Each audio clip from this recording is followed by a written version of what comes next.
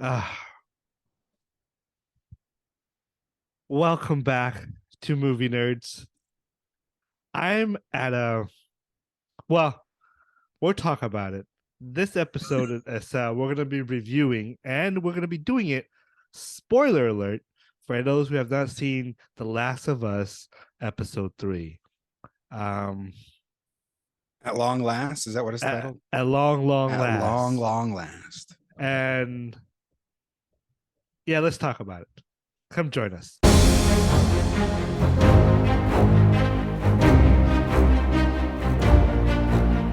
Hi, folks. My name is Tom. I am your host today, and I'm joined by my co-host, Dave. He's back. I'm back. We At really long, long recently last. at long last. Oh, man. Um. Yeah. I've. Anyways, the Last of Us. So far, episode 1 and 2 is great television. I don't know how I feel about this. I watched it twice already. And well, let's before we start, folks, let me tell you right now, once again, we are going to be spoiling some of the, some of the details in this episode, as well as the game. I will tell you the game. This is as much as can be spoiled by this episode. Oh, there's a lot to be spoiled. Not really. but so like if you played the game and you watch this episode, you know this is how. Okay, for the longest time, the adaptation of video games into movies or television show has not been so good. It's been terrible. I'm here to say The Last of Us is the best adaptation of all time when it comes to video game that being presented in a live screen on a TV show or as a movie. This could be a movie. This episode 3, long last, is really long. Drags on. It could have been a movie. It was almost close to qualifying it as a movie, believe it or not. And so, anyways, an hour long. Is it? Hour and a half. Was it an hour and a half? Something, yeah. Oh my gosh. Yeah. I mean, 90 minutes. Years ago, time. that was standard runtime for a feature film, wasn't it? Yeah. Yeah. It's a movie. So in The Last of Us episode 3, we get a chance to see what happened after the aftermath of the episode 2 when Tess basically got infected, and then she decided to blow everybody up. And now we pick up with Joel being at the river. He still has his hand still bloody. He started making rocks. I guess I don't know if that's to mark a memorial for a Tess. Memorial. I don't know if it is, but that's what that's how I felt about it. And then you get at the beginning of the show, you get a relationship, kind of like a build up BT. What is it? BRT, as we call it, pure relationship of trust. Relationship of trust with Joel and Ellie, and it just does. At this point, Joel doesn't really know Ellie as good. I think she was more attached to Tess, and now he has. But you can tell by the very first scene when he was eating, he opened something up and started eating. Talk to her. Yeah. Well, no, he didn't talk to her, but then he, his father instinct, his he can't. Oh yeah, he was like, "There's a kid here. Yeah, I need to take care of this kid." So he tosses her whatever was wrapped up in that paper, which is an evidence of he's a protector. And it goes around in a circle as we was at the end of the episode that we see what Bill told Joel in a letter. And so I'm not going to tell you what happened in the video game. I'll do that at the end. We'll talk about it at the end. Okay. We're just going to talk strictly the show right now. So, and then we get a scene where they're walking. She never seen a plane before. That was kind of weird. It's crazy to think about. I actually had to review the timeline. I had to go back and watch episode 1 again, because when I first watched, I guess I didn't pay attention.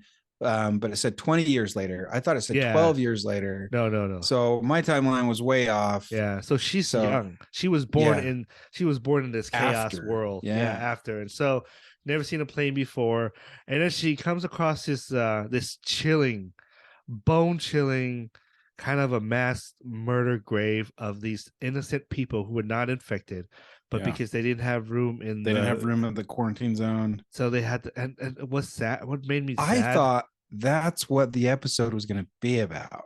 oh, but it That's what I thought we were going to get, is like what led up to that, but we didn't. It was totally different. Totally subverted my expectations with that opening. I didn't. Well, the thing is, I kind of get the entire opening was they're trying to set up, and this theme is love.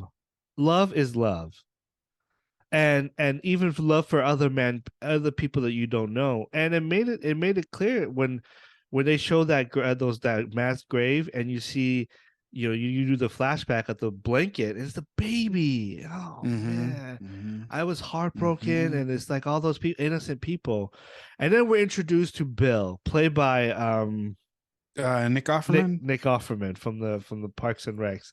Perfect. One of my and this role was perfect for him. This was made for him because he is a handy guy, so he does everything they do, and that he kind of does it all. But you meet, this guy has guns and ammo, magazine. He's got a bunker built under his house. He's a hidden bunker. Yeah, so gave me ideas. I know, dude.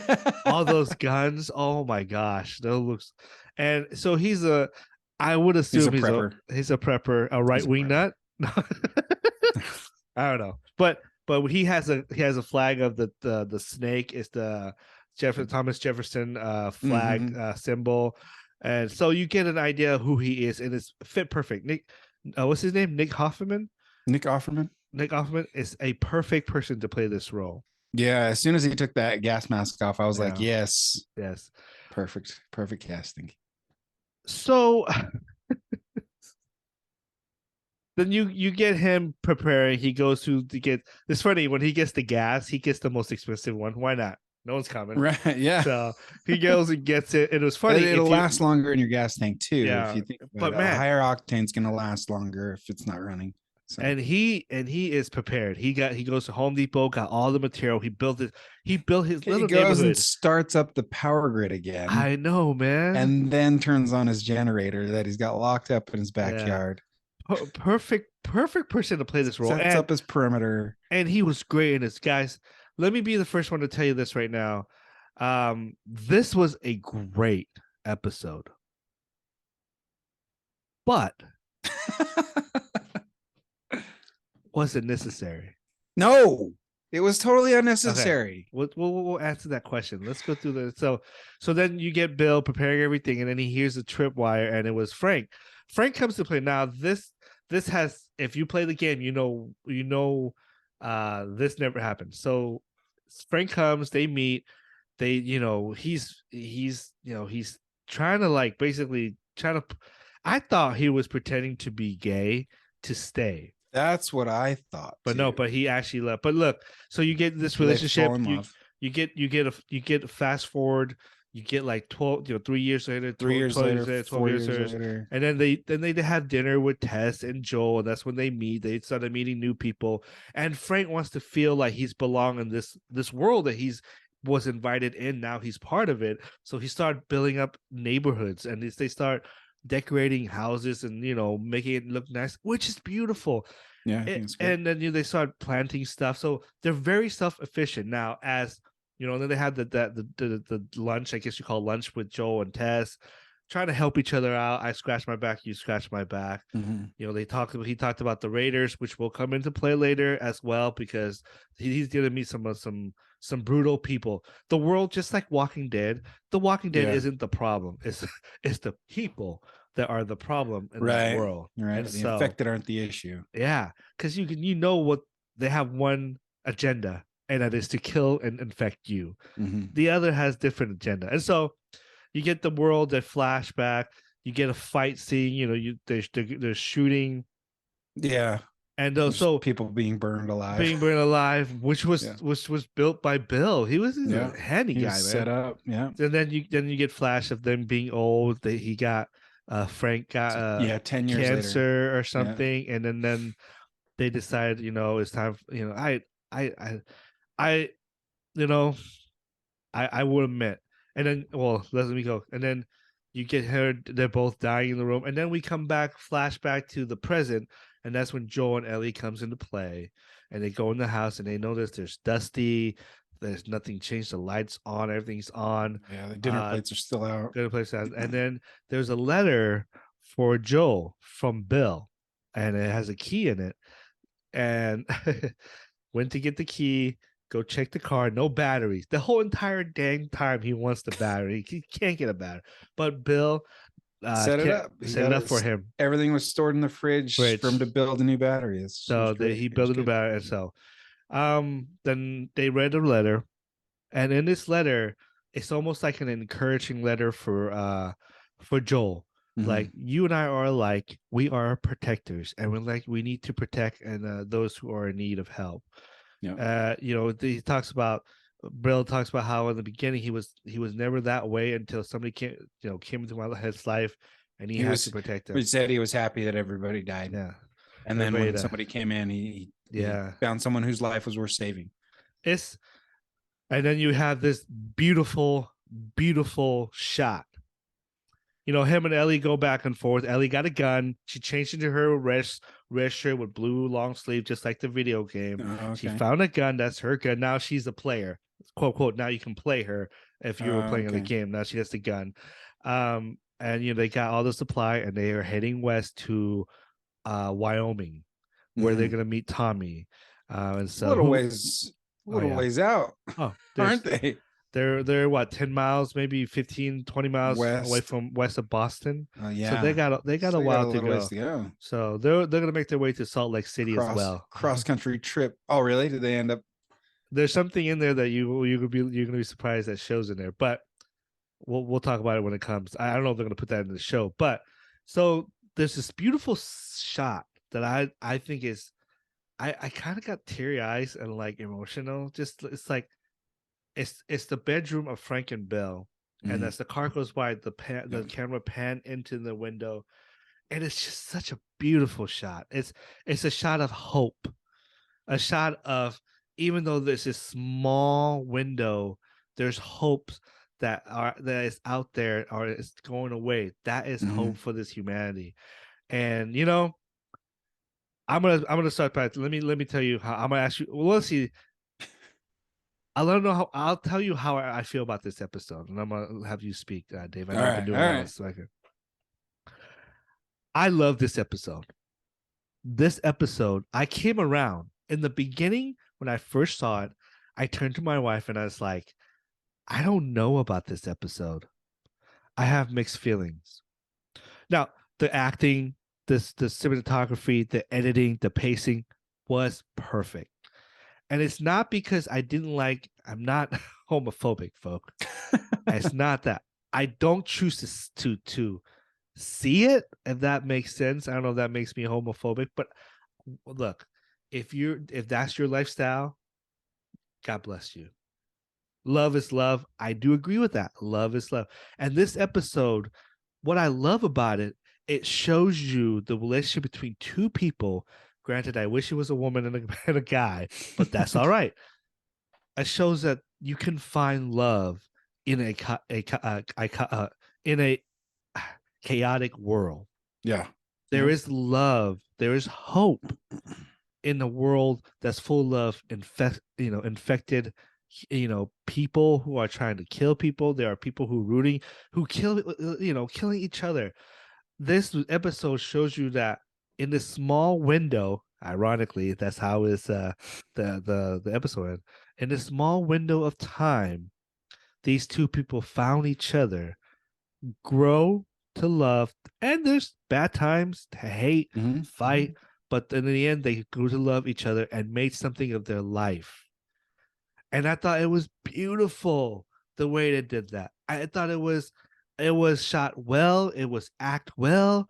You get the awkwardness in the beginning when he kissed. I'm like, but you know what? Afterwards, I'm in it because it's about these two people who are trying to make a life of their own in this chaotic world. Now, how does this? People say, well, how does this really matter to the story.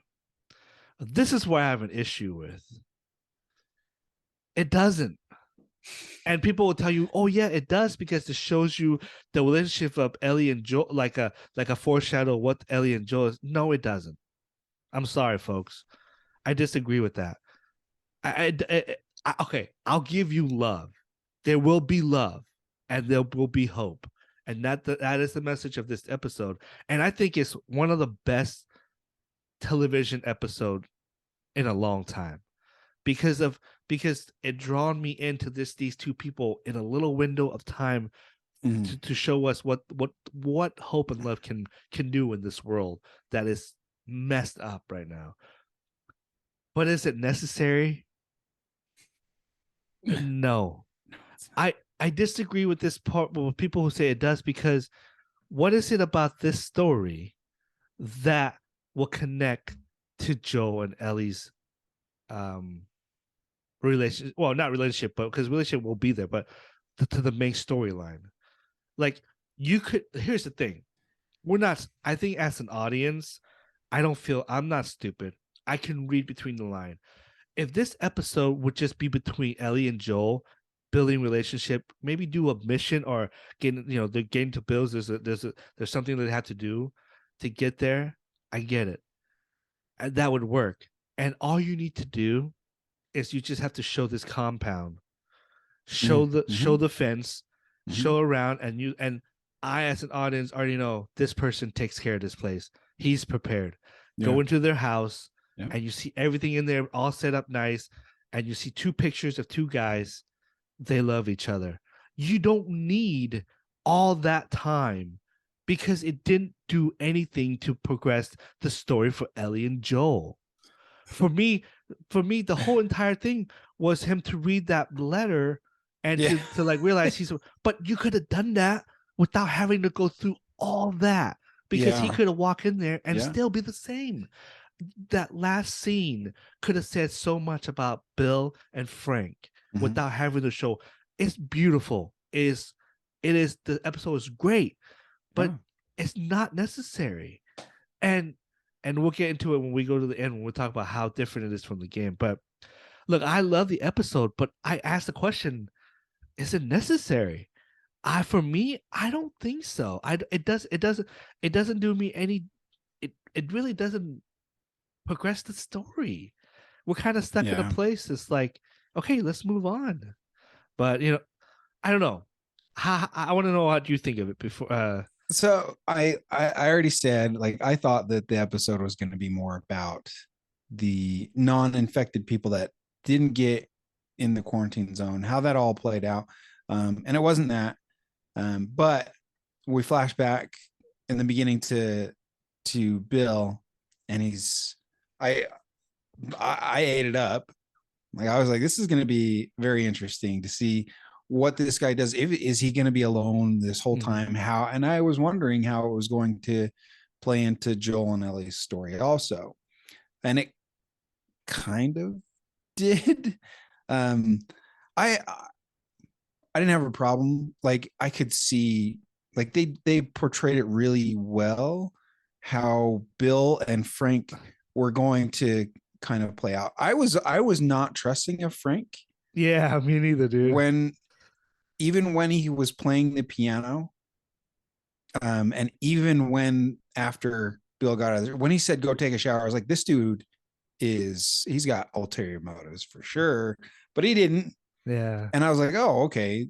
3 years later, 4 years after that, and then it shows them build the relationship, and I can appreciate, like, the portrayal of a relationship built and thriving for 16 years in this world. I can appreciate that.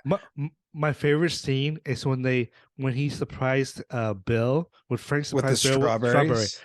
I thought that was so beautiful done, man. That. And the expression and the acting, the way they taste it, it's like, I taste over. Smell it. Yeah, taste it. Yeah, it was great. Beautiful. It's great. It was really great. So I think the way that they portrayed the relationship was really good.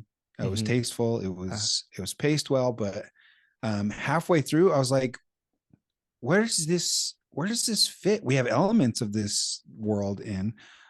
Is it supposed to feel isolated because these two are isolated from the rest of the world? Is that how it's supposed to feel? Because that's how I felt watching. I was like, this isn't part of the rest of the world.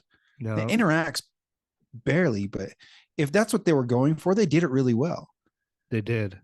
But how, like you said, how does it move the story along? Because the main characters had very little screen time. No, yeah. And like the people, I'm hearing people online say this is the greatest episode on television. I'm like, let's pump the brakes a little bit. Yeah. I As can't find as a it. standalone episode Yeah. about Frank and Bill. Apparently, well, I guess I could give them that. But as The Last of Us, it's to me, it's okay. Maybe it's PC, politically correct. They want to show it. Maybe. I'm just telling. I'm being truthful. I think part Yeah. of the society now that we are in, we want to show these things. But look, I don't mind it as long as it connects to the main story. The only connection that they have is the lunching and the radio. Remember the radio? The Bill Yeah. was, when he said, "Oh, if no one's here and there's a time loop, and if no Yeah. one pressed Yeah. it will send out a message to me." Yeah. And that was agreed upon between Tess and Frank. Test, which I thought was set up well. I Yeah. was, but at the same time, I'm like, I mean, we could have got all that answered. Joel explained that Yeah, at the end. at the end. So I'm sitting here, it's like, so why this episode? It was unnecessary. It was beautiful. It was great, but it doesn't really. I think they could have made it fit had they cut it in half or even less. Well, yeah, I agreed. I can see that, but to me, it's like it really didn't like we could have shaved off 30 minutes of that and have Joel and the scene where they go into the house or where they come to the compound. That entire scene could explain the entire 40 minutes that we were watching. Yeah. But because we're not stupid audience. But I believe they want to show this because it's an opportunity to show, the relationship, To because normalize to same-sex relationships. relationship. In fact, what is crazy was the day, the September 30, 2020, 2003, was actually a week or two later. Massachusetts was the first state to make legalize same-sex marriage. So that was the same timeline. There's a little bit of subtext there, huh? Subtext there. So I think there's a little message for, I don't know, maybe there's a political agenda with the creators or with the director. I don't know. I'm just trying to understand what folks, this is a great episode. I'm loving this series, but it is not necessary to go through all that for an hour and almost 30 minutes. Like, I could have done that with an hour, maybe 45 minutes. I still wouldn't understand Frank. Now, that being said, do you think if they would have shaved that off, you never seen it, you never played I've never played the game. So this is a question for you. I know what the game is. I know that what's called, like, how long it would take to get where they're going, what the motive is or what the mission is in the game. So I knew it was gonna get there, and it got there in the end. Because in the end of the game, they got a truck and they left. And so you not having to play the game, if they would have shaved that off 30 minutes of that relationship, do you think you would have understand it if they would have just kind of like, you know what I'm saying? Like when they got to the compound, do you think you would have been smart? I think you're smart enough, Dave. I'm not saying you're not, but would maybe other audience that hasn't played the game, do you think they would kind of get what's going on in that area by just that one that scene in the end? The end scene, like where they got to the compound, when they got to where Bill and Frank lives. I think they've set up this world, like this apocalyptic world, well enough that you go up to a clean, well taken care of compound. Yeah, you're going to understand the type of person that was running that compound. Okay. And then when you get that letter, you understand a little bit more about that person. So yes, I think had they shaved it down, you still would have got the motivation of Bill and Frank, and I completely agree with through you. exposition that Joel gave at the end, you would have understood everything that you needed to understand. Yeah. And you could have had, maybe you could extend the scene, even have Ellie ask questions like, "Hey, who are these people?" Which she did, but not she to does. That's her character. She asks a ton of questions. Questions.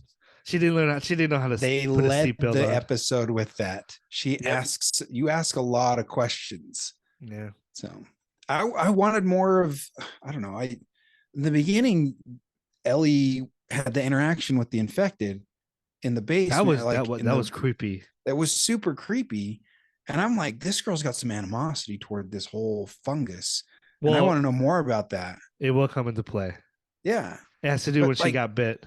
Expound on it after you show it. Well, I think I'm invested in this character now. I want to know more about her backstory. It will come into play, and it's actually perfect that they don't show it then. Okay, it's the timing wise will make sense, and so okay. So yeah, I think you and I are in agreement. This episode, it was great. I don't know if it's necessary to do all that things except for maybe being politically correct. I don't know. Yeah. It's a question. I'm not saying that they are. Now, if you guys haven't played the game, you want to play the game, I would recommend you not listen to this segment, because we're going to talk about the game. So what do they change? Everything. It's totally different. It's totally different. Is that compound even in the game? The compound is in the game, but Bill lived in the church. If you see the compound, there's a church there. He actually stayed there.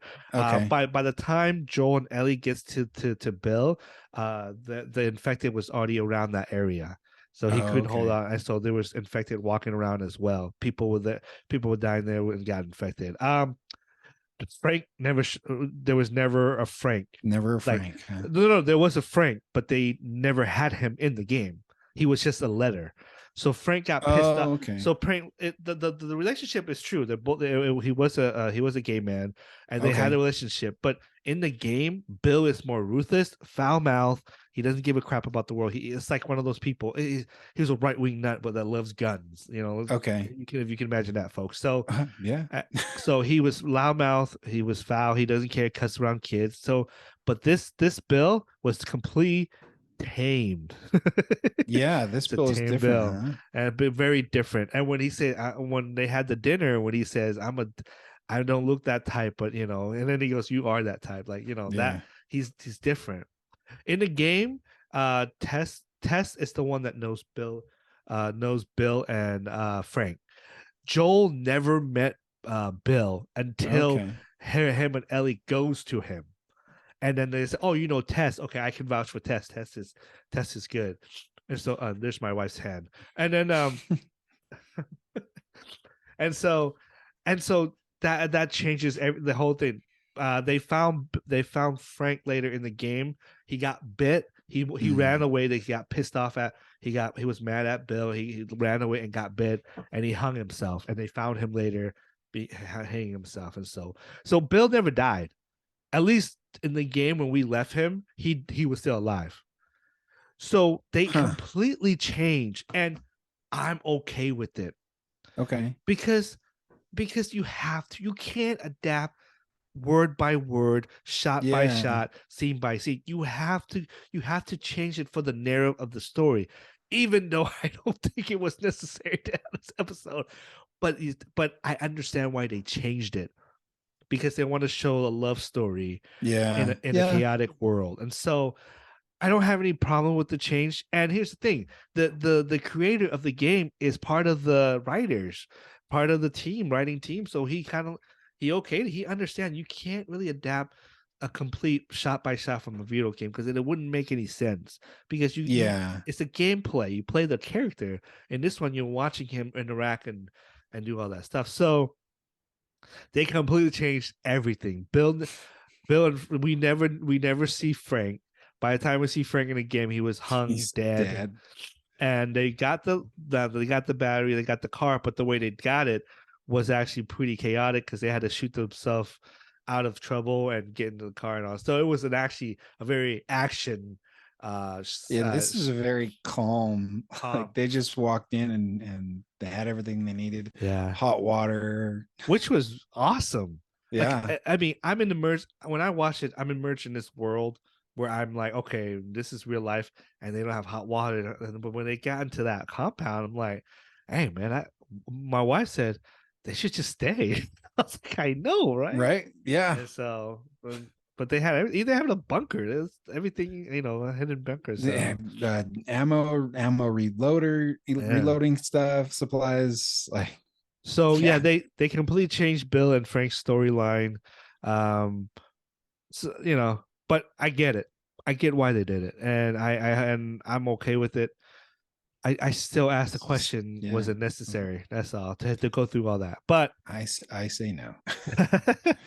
You and I are on the same page on that one. But we still thought the episode was good. It was good. Yeah. The acting is phenomenal. Look, Nick Offerman has the a score wife. Was really good for this. Yeah, it was beautiful. The relationship between them. Look, it was love, man. I see it. My favorite scene is like, I want to die and I want to do this, and this, and when he was willing, that was yeah. It was emotional, and the acting by Nick Offerman. And the other guy, I don't know who played Frank. I forgot. He was in White Lotus in season 1, but I don't know. I mean, look, if they're gonna be nominated for an Emmy, they deserve it because they played it really well. Yeah, sometimes a little too well. A little awkward. Made it believable. Very believable. And so, anyway, anything else? That first kiss was very passionate. I was like, whoa. It's not the kiss. It's when they got into the bed. I'm like, yeah. Yeah. How about we'll start something very small? I said that to my wife, and she said, "Go to sleep." No, she didn't. But yeah. Well played, Whitney. Well played. So anything else you want to talk about this episode? It was great. It was good. That shot, the window, that was a beautiful shot. It's a good way to end the episode. Beautiful shot. And so, I would, if I were to rank the first three, this would be my last. This is number 3. This is number 3 for me. Yeah. Number 2 would be my 1, and 1 would be 2, and then 3 would be 3. So episode 2 is your number 1, episode 1 is your number 2, and episode 3 is 3. Yeah. Okay. Yeah, I would agree with that. Or maybe on a good day, number 1 will be number 1, because I mean that scene with the daughter, breaks my heart. Yeah, I told you I went back and rewatched it just to get my timeline right, and boy, God, it hits just as hard the second time. Yeah, I know I know it's coming when I was watching. Yeah, but still, like the way that they portrayed that. Yeah, definitely episode 1 could be tied for episode or number 1 in this series. It's because they gave her a backstory. Like, you care about this girl.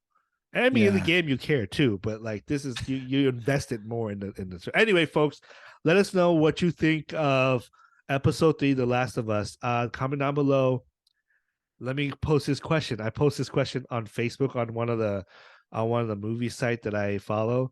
I said, great episode, but was it necessary? And a question mark. Or some of your responses. All these people like, yes, it's necessary. What do you think? I'm like, calm down, people. I just want to know what you think.